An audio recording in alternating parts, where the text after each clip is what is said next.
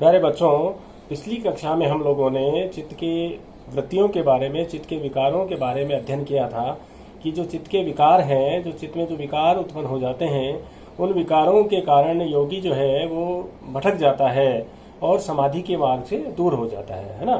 तो इन चित्त के विकारों की जो 5 प्रकार की जो चित्तवृत्तियां थी, प्रमाण, विपर्य, विकल्प, निद्रा और स्मृति, जब तक हम इन चित्त के वृत्तियों को, चित्त के विकारों को दूर नहीं करेंगे, योगी जो है वो समाधि के लिए जो है उपयुक्त नहीं होगा। तो आज हम चर्चा करेंगे कि योग दर्शन में इन चित्तवृत्तियों के निरोध का क्या मार्ग बताया गया है और किस प्रकार से हम जो है चित्त के विकारों को दूर कर सकते हैं, दूर करके हम जो है अपने आप को योग के अनुकूल बना सकें। चित्त वृत्तियों का निरोध अभ्यास और वैराग्य से होता है।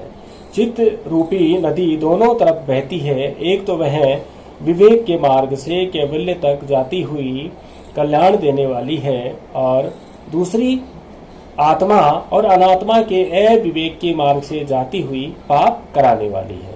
वैराग्य के द्वारा नदी का पाप स्रोत रोका जाता है और विवेक दर्शन के अभ्यास अर्थात चित्त की सत्व में प्रशांत वाहिता को स्थिर रखने के प्रयत्न से विवेक स्रोत का उद्घाटन होता है। अतः चित्त वृत्ति निरोध 2 स्रोतों पर निर्भर है। इस निरोध की 2 अवस्थाएं होती हैं, अर्थात एक तो है संप्रज्ञात या सबीज समाधि और दूसरी है असंप्रज्ञात या निर्बीज समाधि। अब हम चर्चा करेंगे कि संप्रज्ञात या सबीज समाधि क्या है। चित्त में अनेक वृत्तियां, अनेक विकार होते हैं। जब चित्त किसी एक वस्तु पर एकाग्र होने लगता है तब उसकी वही एकमात्र वृत्ति जागृत रहती है और अन्य वृत्तियां सभी क्षीण शक्ति की होकर उसी एक को दृढ़ बनाती हैं। उसी एक वृत्ति में ध्यान लगाने से उसमें प्रज्ञा का उदय होता है और उससे अन्य वृत्तियां नष्ट हो जाती हैं और इसे ही संप्रज्ञात समाधि कहते हैं। इसे ही सबीज समाधि भी कहते हैं। इसमें चित्त एकाग्र रहता है, यथार्थ तत्व को प्रकाशित करता है, क्लेशों का नाश करता है, कर्म बंधनों को शिथिल कर देता है और निरोध के समीप पहुंच जाता है ना। तो इसी संप्रज्ञात समाधि के भी फिर 4 प्रकार जो है मिलते हैं। पहला है सवितर्कानुगत, अर्थात जब किसी स्थूल भौतिक पदार्थ पर चित्त एकाग्र किया जाता है तब वह समाधि सवितर्क कहलाती है। जैसे किसी मूर्ति पर ध्यान लगाना, अर्थात जब किसी भौतिक वस्तु पर, भौतिक पदार्थ पर चित्त को एकाग्र चित्त किया जाता है तो उसे हम वितर्कानुगत समाधि कहते हैं। दूसरी है विचारानुगत समाधि। इसके स्वरूप का ज्ञान हो जाने पर साधक को सूक्ष्म विषय का, जैसे किसी तन्मात्र का ध्यान करना चाहिए। तन्मात्र कौन से? जैसे रूप, रस, गंध, स्पर्श और शब्द का। ठीक है। तीसरा है आनंदानुगत समाधि। तन्मात्र के ध्यान के बाद सूक्ष्मतर विषय इंद्रिय में ध्यान जमाना चाहिए जिससे उसका यथार्थ स्वरूप प्रकट हो। इसे ही सा आनंद समाधि भी कहते हैं। और चौथी है अस्मितानुगत। यह समाधि की अंतिम अवस्था है। इसमें ध्यान का विषय केवल अस्मिता या अहंकार होता है। इस समाधि के फलस्वरूप आत्मा का साक्षात्कार हो जाता है, अर्थात आत्मा यथार्थतः शरीर, मन, अहंकार सभी से भिन्न है, ऐसा अनुभव या विवेक ज्ञान हो जाता है। ठीक है ना। तो ये संप्रज्ञात समाधि के 4 प्रकार हैं जो कि व्यक्ति को आत्मा के साक्षात्कार तक पहुंचाती है। दूसरी जो प्रकार है वो है असंप्रज्ञात या निर्बीज समाधि। इसे धर्म में अवस्था भी कहते हैं। इस तरह जब एक के अनंतर दूसरे बाह्य या आंतरिक विषय यथार्थ स्वरूप ज्ञात करते करते और उसे छोड़ते हुए चित्त का संबंध सभी विषयों से छूट जाता है, यही अंतिम अवस्था असंप्रज्ञात या निर्बीज समाधि है। यह समाधि की अंतिम सीढ़ी है। वहां पहुंच जाने पर योगी समस्त संसार से मुक्त हो जाता है, मानो उसके लिए संसार का कोई बंधन रहता ही नहीं है। इस अवस्था में आत्मा विशुद्ध चैतन्य अवस्था में रहती है और अपने केवल्य या मुक्त अवस्था के प्रकाश का आनंद लेती है। इस अवस्था को प्राप्त करने पर पुरुष सभी दुखों से मुक्ति पा जाता है, जो जीवन का परम पुरुषार्थ है।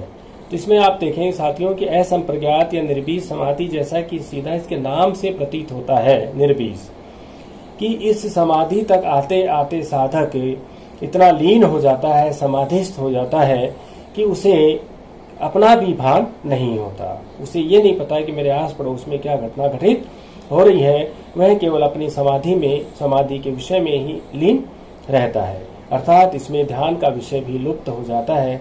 इसलिए इसको कहा गया निर्बीज समाधि। और यह समाधि की जो है श्रेष्ठ अवस्था है, और इस अवस्था में आत्मा विशुद्ध चैतन्य अवस्था में आ जाती है और केवल्य का जो है इसमें साधक आनंद लेने लगता है। ठीक है ना। तो सबसे बड़ी अवस्था है और यह मानव जीवन के लिए एक चरम पुरुषार्थ की भांति है।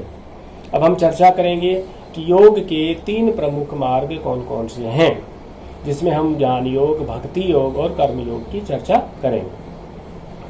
मनुष्य को अपनी बुद्धि, स्वभाव और योग्यता के अनुकूल इनमें से कोई एक चुन लेना चाहिए। जिनका अधिक झुकाव ज्ञान की तरफ है, उन्हें ज्ञान मार्ग अपनाना चाहिए, अर्थात संसार के विषयों का सम्यक परिशीलन करते हुए उन सबों से शरीर मन से अपने को पृथक बोध करना, अर्थात जो भाव प्रधान है, जिसमें भावनाएं अधिक रहती हैं, उसके लिए भक्ति मार्ग है, अर्थात श्रद्धा और भक्ति पूर्वक ईश्वर की उपासना में लीन रहना। इस मार्ग से भी साधक मुक्ति को प्राप्त कर सकता है। जो लोग कठिन साधना करने व अधिक कर्म करने योग्य हैं, उनके लिए कर्म मार्ग है। तपस्या, स्वाध्याय और ईश्वर प्राणिधान इसके मुख्य अंग हैं। कर्म योग व क्रिया योग भी मुक्ति का साधक है, लेकिन इसका अवलंबन सच्चे मन व लगन से होना चाहिए, है ना। तो बच्चों आप देखेंगे कि योग दर्शन जो है वो चित्तवृत्तियों के निरोध पर अपने ध्यान को केंद्रित करता है कि हम चित्त के विकारों को किस प्रकार दूर करें कि जो है योगी धीरे धीरे संप्रज्ञात समाधि में साधना करे और संप्रज्ञात समाधि में विभिन्न प्रकार के विघ्नों को, विभिन्न प्रकार के जो भौतिक जो ध्यान के विषय हैं, उनको पार करता हुआ अंतिम जो है असंप्रज्ञात समाधि की अवस्था में पहुंचे, जहां पर ध्यान का कोई विषय नहीं रहता, अर्थात साधक इतना लीन हो जाता है समाधि में कि उसके ध्यान का विषय भी लुप्त हो जाता है।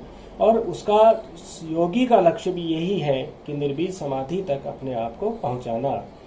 और निर्बीज समाधि पहुंचने पर उसके जितने भी प्रकार के विघ्न हैं, बाधाएं हैं, सब समाप्त हो जाती हैं और योगी अपने परम जो लक्ष्य है अर्थात आत्म तत्व का साक्षात्कार वो प्राप्त कर लेता है, केवल्य की अनुभूति करने लगता है और उसे आनंद की अनुभूति भी होने लगती है। तो इस प्रकार हम देखते हैं कि योग दर्शन संप्रज्ञात और असंप्रज्ञात समाधि के माध्यम से चित्त के विकारों को दूर करता हुआ एक निर्बीज समाधि की अवस्था तक साधक को पहुंचाता है ना। उसके आगे का हम अगले व्याख्यान में अध्ययन करेंगे। धन्यवाद।